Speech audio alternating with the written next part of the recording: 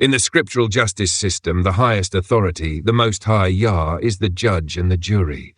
The seed of Israel are his children. These are their stories.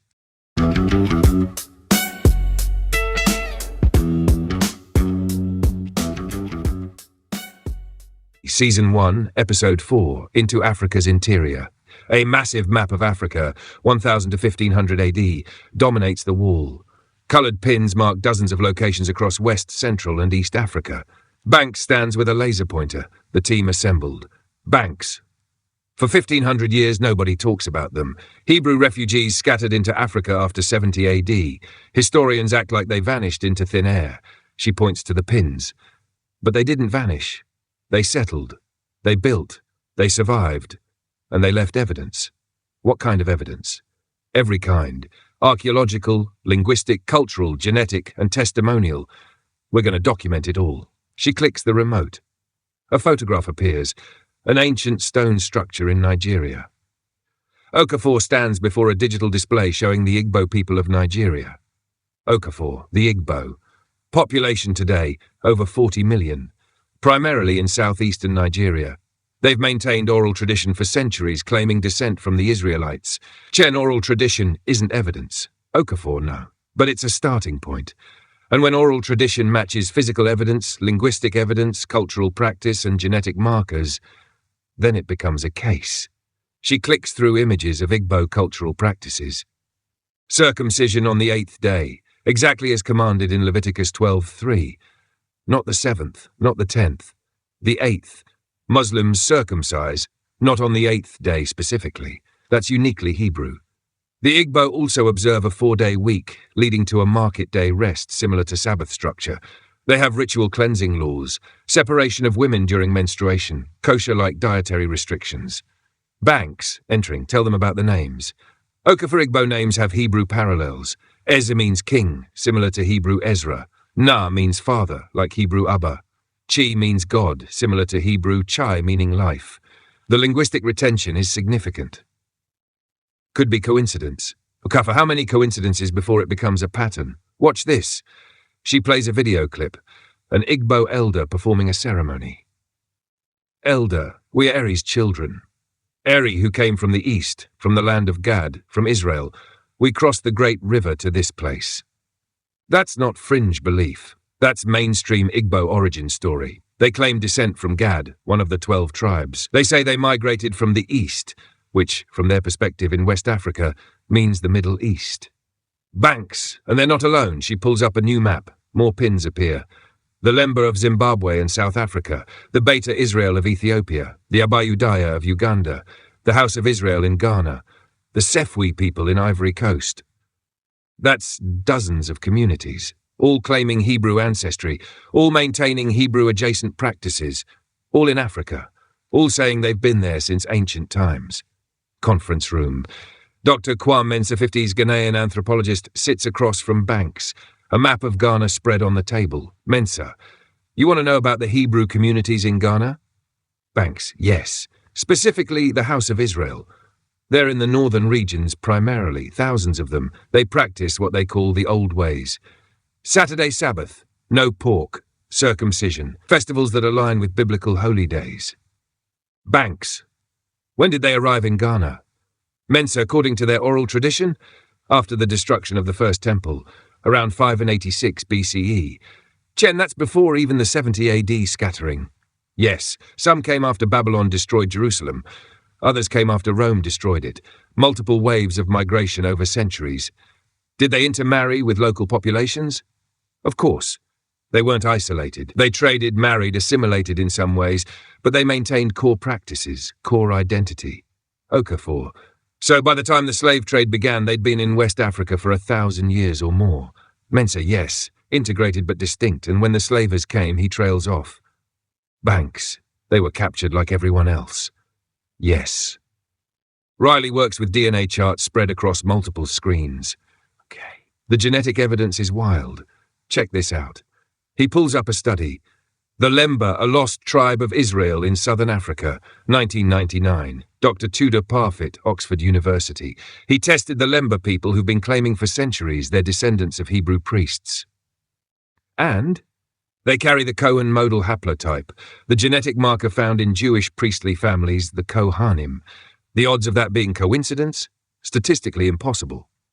He pulls up another study, 2013, study of Beta Israel, Ethiopian Hebrews. Genetic analysis shows Middle Eastern ancestry consistent with Israelite origin. Not European, not Arab, Levantine. Banks, same region where ancient Israel was located. Exactly.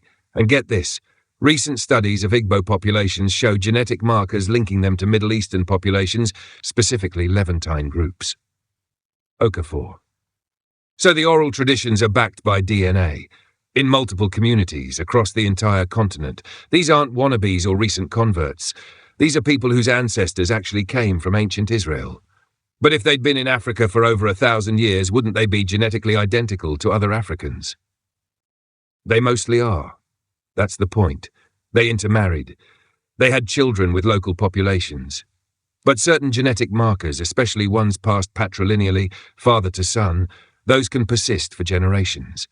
Banks like the Cohen marker, Riley like the Cohen marker. It's passed Y chromosome, father to son. Even after 1,000 years of intermarriage, if the priestly families kept marrying within the community or kept the paternal line pure, the marker survives. Okafor, which is exactly what we see in the Lemba. Banks presents to the assembled team. On screen, side-by-side comparisons. Banks, let's systematically compare Hebrew biblical practices with documented African practices in these communities. She clicks through a chart. Comparison table, biblical practice, Hebrew source, African community documentation. Eighth-day circumcision, Leviticus 12:3, Igbo, Lemba, anthropological studies 1920s present, Sabbath observance.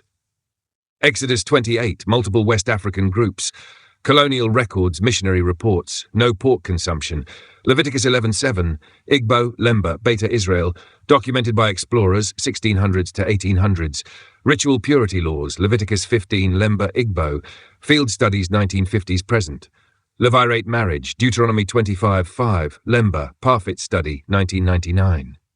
Priestly blessings. Numbers 6:24 to 26, Lemba Buba clan, recorded ceremonies, Pesach-like festivals, Exodus 12, Beta Israel Lemba, ethnographic records, tribal structure, Genesis Joshua, multiple groups, oral traditions documented Riley. That's not superficial, that's deep structural similarity.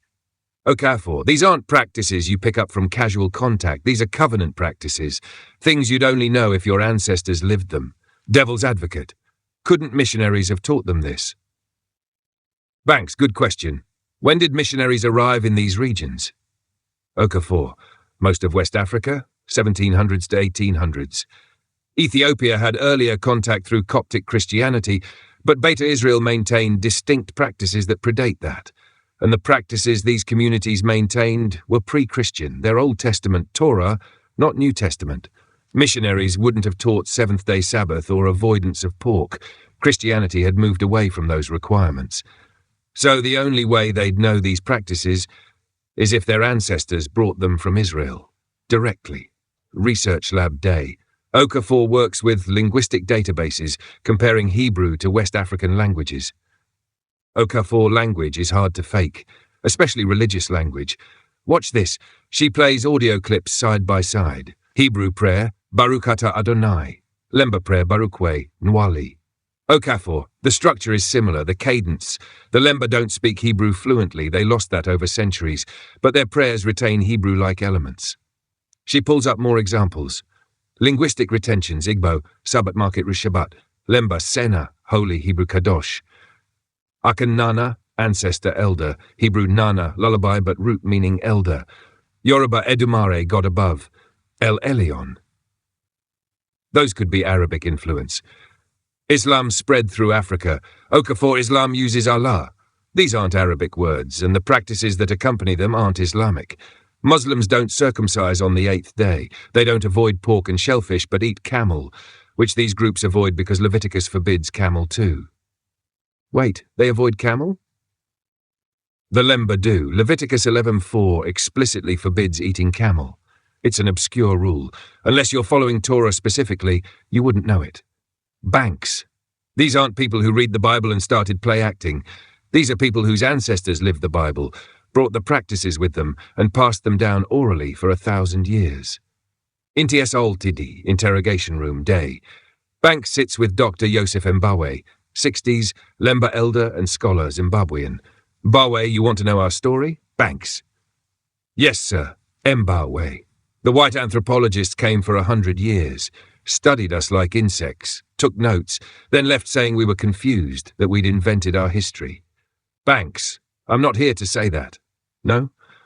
No. I'm here because I think you've been telling the truth all along, and I want to help prove it. Mbawe studies her. My father's father told him. His father told him. Back and back and back. We came from the north, from Senna. We were priests. We kept the law. We fled when the temple fell. Banks, which temple? First or second? We don't remember anymore, too many generations, but we remember we were priests. The Buba clan, we are the priestly clan. That's the clan Dr. Parfit tested, the ones with the Cohen marker. Yes, he came in 1992, took our blood. We thought he was another white man looking to prove we were liars, and then he came back crying, said we were right, said we were Kohanim, said our blood proved it. He leans forward. For 1,000 years they called us liars. Confused, primitive. Then the science says we told the truth. But did anyone apologize? Did anyone say we should have believed you? Banks, no. Oh, no. They just moved on. Published papers, won awards. We're still here. Still Lemba. Still Hebrew. Still waiting for the world to see us. What do you want people to know? Mbai, that we didn't disappear. We didn't assimilate away into nothing. We survived. We kept the covenant even when no one was watching, even when everyone said we weren't real. His voice cracks. We are real. Inti. Bullpen. Day. The team watches the Mbawe interview. Several are wiping eyes. Cheney's right. The evidence came in. The DNA proved it. And the world just shrugged. Banks, because acknowledging them means acknowledging all the others. The Igbo. The Beta Israel. The groups in Ghana, Uganda, Mali, Okafor. And if you acknowledge them, you have to ask what happened to their relatives. The ones who didn't stay in these communities, the ones who were captured, the ones who were put on ships. Silence. That's the bridge we need to build. We've proven Hebrew communities existed in Africa from 70 AD onward. Now we need to prove what happened to them when the slave traders arrived. How do we do that? Banks, colonial records, slave ship manifests, plantation documents. The paper trail is there. We just have to follow it. Int. SLED evidence room, night.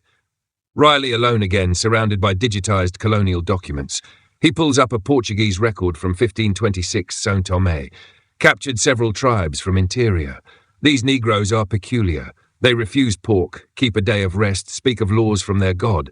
They are educated, some literate, will fetch higher price in Lisbon. Another document, Dutch, 1640, Elmina Castle.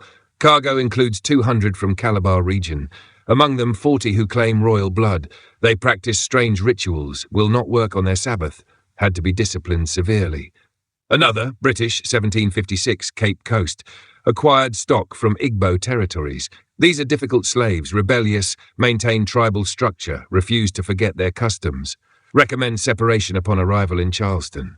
Riley prints them all. His hands don't shake anymore. Now they're steady, angry. Riley has created a new map. Pins connect Hebrew community locations to slave fort locations to departure ports. Banks enters, stops, Banks. Riley, they're the same places. The Hebrew communities we just documented, they're in the exact regions where the slave forts were built. He traces the lines. Riley, Igbo territories, Calabar, Bonny. Major slave ports. Lemba ancestors passed through Zimbabwe, Mozambique, Portuguese slave routes. Beta Israel in Ethiopia captured and sold through Red Sea slave trade. Ghana communities, Elmina Castle, Cape Coast Castle. Banks. The forts were placed there deliberately. Riley or the raids targeted those areas. Either way, the result is the same. Hebrew communities that had survived in Africa for over 1,000 years were captured and shipped out. Banks, Deuteronomy 28:68. The Lord shall bring thee into Egypt again with ships. Riley, it's not metaphor, it's geography, it's history, it's documented fact. Banks stares at the map. We need to trace specific families. Show the connection between African Hebrew communities and enslaved populations in the Americas. How? The names were changed. Records destroyed. Banks, not all records. Some families kept oral traditions. Some remembered. We find those stories. Banks presents the findings to the team. Banks, here's what we can now prove. She writes on the board. Established facts. 1. Hebrew refugees migrated into Africa after 70 AD. 2. Multiple communities maintained Hebrew practices for 1,000 plus years. 3. Genetic evidence confirms Middle Eastern Levantine ancestry. 4. Linguistic evidence shows Hebrew language retention. 5. Cultural practices match biblical Torah requirements. 6. Communities located in regions targeted by slave trade. Now we connect the last dot. We prove that members of these communities were captured and enslaved. That's episode 5. Okay, Arab slave trade comes first, chronologically, before the Europeans. We need to document that too. Because Deuteronomy 28 doesn't just predict the transatlantic trade, it predicts multiple waves of enslavement. She points to verse 64 on the screen. And the Lord shall scatter thee among all people, from the one end of the earth, even unto the other end of the earth. Banks, all people, all nations. They were scattered everywhere. Arab lands, Indian Ocean, transatlantic, every direction. Chen, that's comprehensive. Riley. And it all starts happening after they're established in Africa. They settle, they build, they think they're safe. Okay, then the raiders come. Inti Salt, Roof Night, Banks and Okafor stand alone. Can I ask you something? Yeah. Okafor, why are you so invested in this? This isn't just a case for you. Banks is quiet for a long moment. Banks, my grandmother. Before she died, she told me stories. Said her grandmother told her we were different, that we kept the Sabbath once, that we didn't eat certain things, that we came from the old country. Where was the old country? She didn't know, just across the water. Her grandmother was born enslaved in South Carolina, and she said they were Hebrew people. But nobody believed her. Okafor puts a hand on Banks's shoulder. So this is personal. Banks, every black person in America has a grandmother like mine. Someone who whispered the truth, someone who remembered. But we were taught it was just folklore, slave religion, confused old people. She turns to Okafor. What if they weren't confused? What if they were right? Okafor. Then millions of people have been lied to about who they are for generations. Banks. And we're going to prove it. Fade out. Screen text. Genetic studies have confirmed Middle Eastern ancestry in multiple African communities claiming Hebrew origin, including the Lemba 1999, Beta Israel 2010s, and populations in Nigeria 2010s. These communities maintained Hebrew practices including eighth-day circumcision, Sabbath observance, dietary laws, and oral traditions of migration from ancient Israel. By 1500 AD, these communities had been established in Africa for over 1,000 years. They were in the direct path of the slave trade. Deuteronomy 28:64, and the Lord shall scatter thee among all people, from the one end of the earth even unto the other end of the earth.